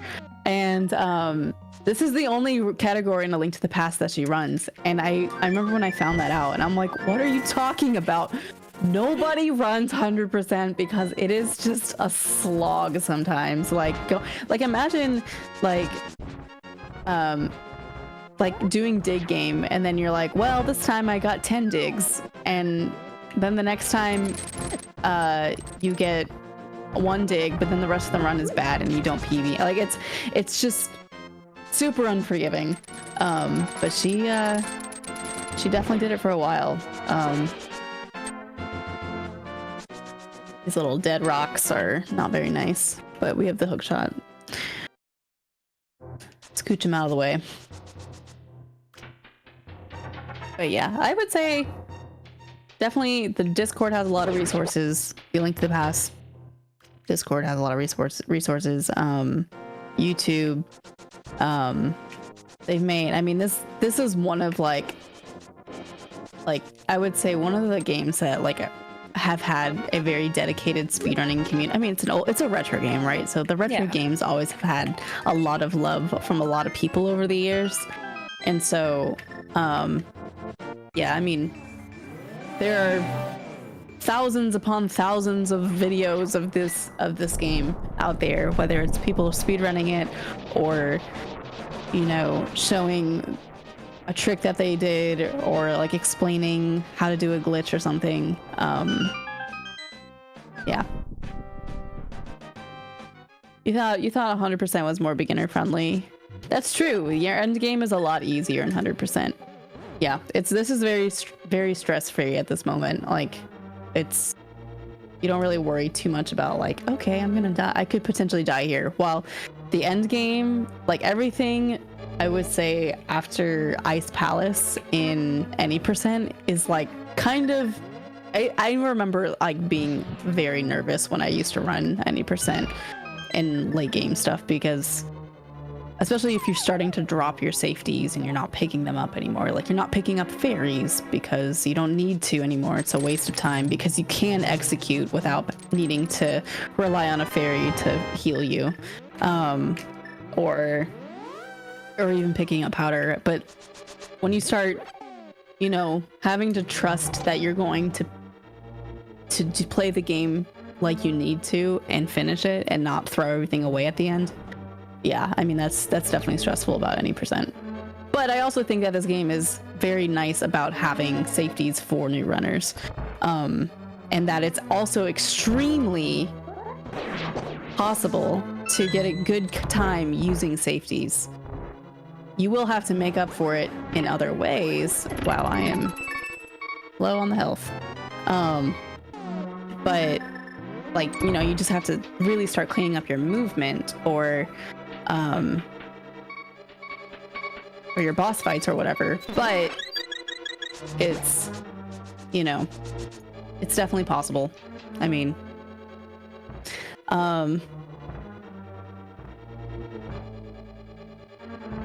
that's also another thing is back in when I started running this game and I wanted to get serious about it, I had a good friend of mine, Ari Roar, who used to be world record holder. He's been going back and forth with another runner with the record.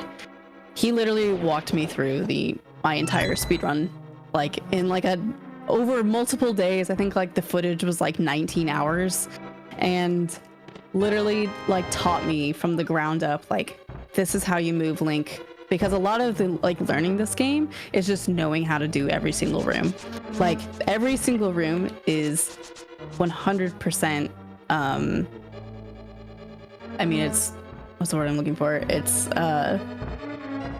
like, it's been, what's the word I'm looking for? I can't think of it. Like, it's solved. It is not solved, but routed. Yeah, not just routed, but optimized. Optimized. My God, that word was not coming to me. Yeah, every room is like 100% has an optimization, and a lot of the game is like understanding. A lot of like speedrunning this game is actually like not just like the tricks but honestly, understanding how to react to micro RNG. So how to react to certain enemy patterns, or like what to do when this enemy does this, or what to do when you lose health here. Like how do you like, you know, how do you play it safe in the next room or something. But yeah, everything has been optimized in this game. Sorry, I went on like a huge rant there.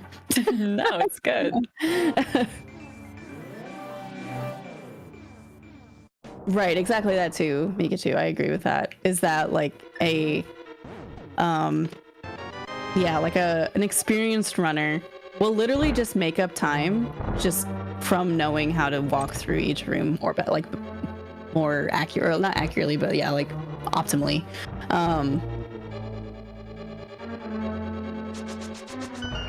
Because a lot of the stuff just adds up from room to room. And take the safe. Are you actively grinding this game? No. No. No, I dusted it off for 100%. Which is like a run this run I always like what chat was saying is this run is always, it feels safe at the end, so I don't mind derusting this category because it is not as scary to. If I was doing any percent, I would have picked up safeties. I would have done a lot more prep because it just requires that much practice. But no, I put this game down for, I was grinding it, I would say earlier this year.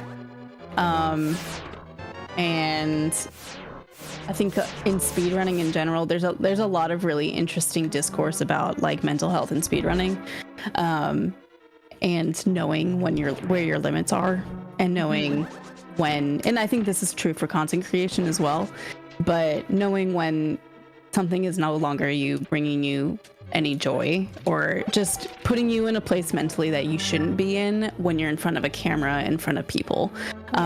Because if you're not enjoying your stream, if you're not enjoying doing your speed run, then your audience is also not enjoying it either. And I know a lot of people are not really concerned about putting on the show, but I do content creation full time. So like for me, the show is just as important as, you know, me, the game that I'm playing, if I'm enjoying it. So it's but I do think like being obsessive about a game can be detrimental. So, you know, have a healthy mindset, take breaks. It's always important to be very aware of how you're doing.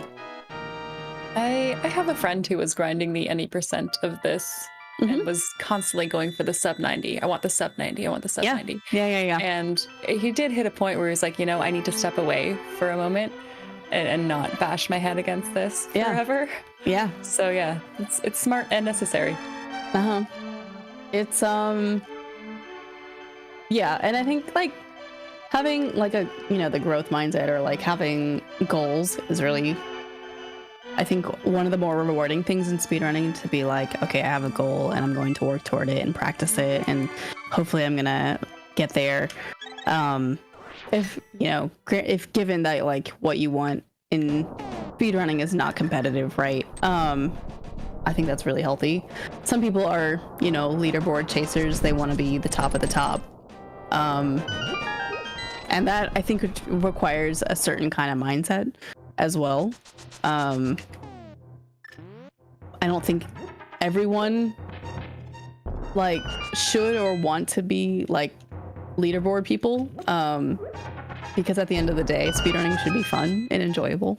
And if you're just like constantly vying for something and that's where you put all your worth, then I don't know. It's, sorry, not to get like philosophical, but yeah, no, it's just, it is like something that's like, I've been in the speedrunning community for over 10 years now. I've been watching speedruns for a really long time, and seeing the culture change over years, it's just something that is extremely fascinating, but also it's changed for the better in a lot of ways. So it's always good to be reflective about that.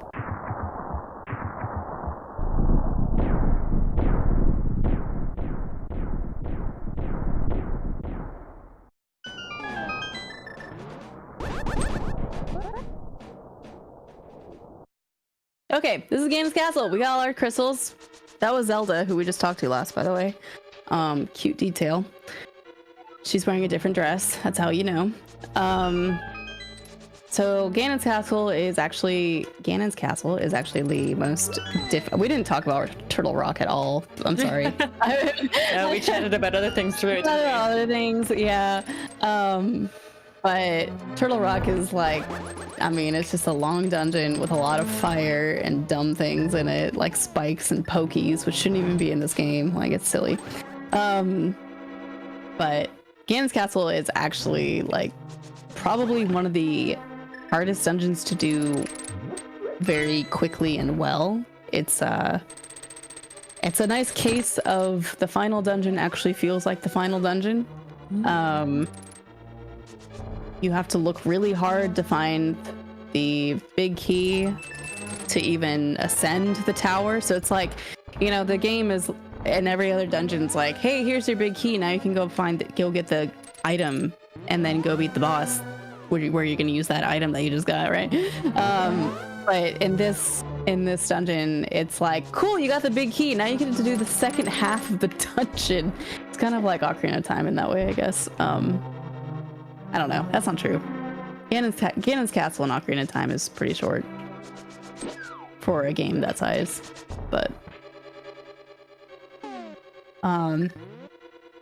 yeah, we get to see the Light World dungeon bosses again, except with a twist. So, I just got all of my magic drained. That was cool. This is Armos, who we saw in Eastern, but now on Ice, right? This time we're gonna beat him, no problem, with silver arrows. We're gonna pick up our big key. Knew exactly where it was, crazy. There's 22 places to check for the big key before going upstairs. So you know, it's cool that we know where it is. And then this is our last item here. We have 20 hearts. We have all the items, and now what am I doing? I need to mirror. Get me out of here. Walking up the long way. But yeah, that's the last item. So we have full menu, full hearts. We're ready to go. Ready to dial in, I guess.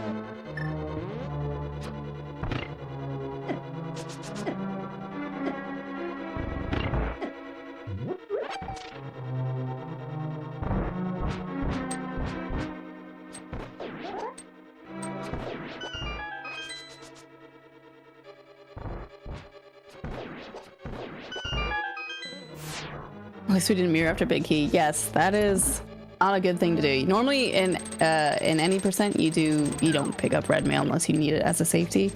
So yeah, you would just mirror right after you got that big key instead of going upstairs and finding it or finding the item. So yeah, if you mirror before picking up the red mail in 100%, that is a really long walk back to where you left the red mail because there's no quick way to get to it. I need arrows. I don't know why I was on Cane of Samaria. So this is what we call the Gauntlet. It's a series of 5 rooms that are just hard. They're all kill rooms, meaning that you have to defeat every enemy inside of them to go to the next room.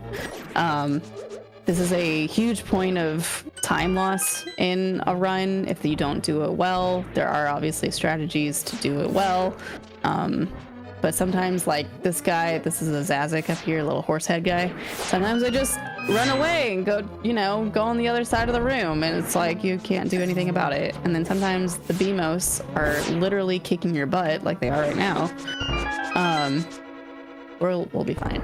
I'm not worried. But I am gonna fairy because I don't have much health. Okay. Can't believe the fairy ran out on me. I don't think we're getting Wow, close. We almost saved it. Ideally, you kill each one of these flame molas in the first cycle where they appear. The twist on this one, on this boss fight, is obviously the little fire shooter dude on the bottom. I didn't need magic. I have half magic. I don't know why. I think that was just force of habit. That's a fun speedrun room when you learn how to do that. The next fun speedrun room is right here. This second Wizrobe room. Very satisfying. Next we have the clock room.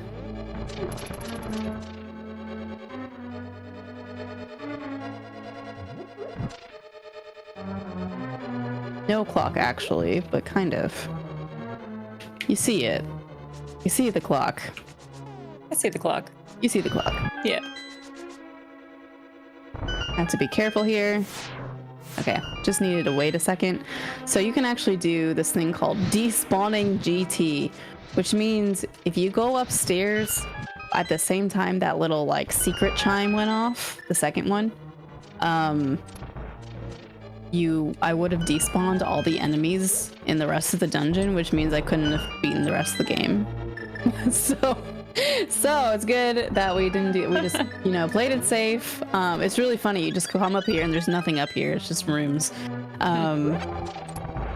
But unfortunately, the mini boss that's before Ganon also doesn't show up. Like, we would have been able to get across here because we can hover. That's fine.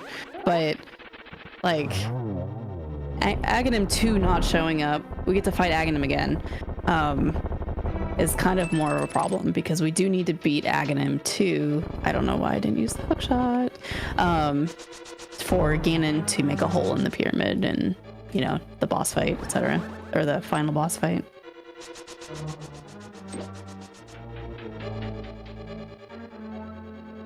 Oh yeah, so that, oh yeah, we did fight Moldorm again. Moldorm was just on a different platform. If you fall down, there's spikes instead of nothing. Alright, so this is Aghanim 2. We have to hit him. These are all gonna shoot balls, and we have to hit him 6 times. So, 6 different balls. Sometimes it like... Oh, nice shot, dude. That was not good. Sometimes you kind of get scammed, and... two balls will hit him at the same time, and it only counts for 1, which is really cool. I think we've hit him 4 times, and we're going on cycle 5 here. This is good. Speedrunner, by the way. You got this. Alright. Somehow only lost 2 hearts. We'll call that red mail, I guess. My gosh, Ganon was inside him the whole time. No way. No way, dude. No way. So this fight's a lot easier in 100%. So normally we would have, like, so in any percent we would have 13 hearts. We would have to slash him 12 times, and then we would have to do 12 more slashes, and then we have to hit him 4 times and then do 12 spins.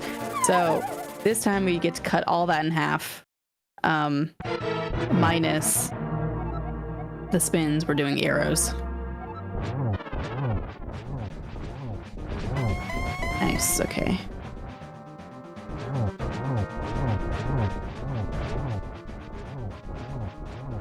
Use the hook shot for iframes. Except when you don't walk into him, dude. What? Okay. So he's gonna warp around. We just have to hit him 1 time when he stops. If we wait too long, he'll shoot fire bat. This is actually a 50-50 whether he lands or he warps again. So this is actually pretty good luck with called Ganon warps, right? So that was like we lost the 50-50 there. Switch to silver arrows. Gotta light the fire. Oh my gosh. What the? He went to the left. Oh man.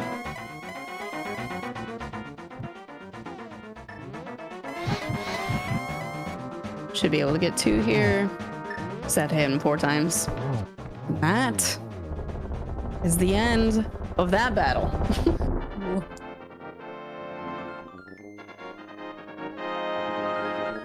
Some potential, yeah, some bonus RNG in the final boss. Yeah, it's all right. That's it.